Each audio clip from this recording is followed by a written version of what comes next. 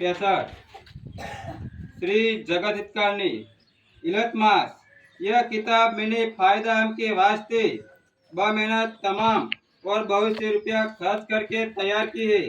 इस वास्ते सब सदनों से प्रार्थना है कि इस किताब को तमाम व कमाल वारूप बहरूप व गौर तमाम पढ़े और सोचे समझे और इन बड़ियों के जाल से बचे। परमात्मा ने नम।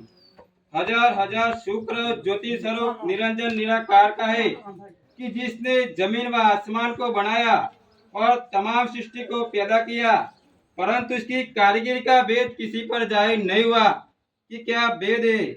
फिर मेरी जबान से ईश्वर परमात्मा की तारीफ अदा नहीं हो सकती।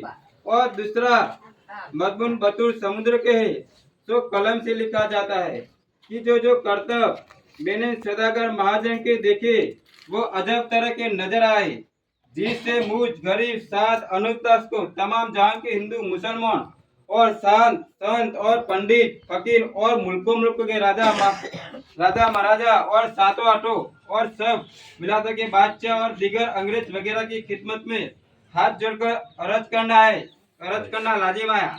जय परमेश्वर। क्या हुआ है? मेरे दादा को कच्ची मन में मारा है। क्या नाम है? जालम सिंह अभय सिंह अटक सोलंकी गाँव खाखरा। किसने मारा है? कैसे मारा है? इन बनियों के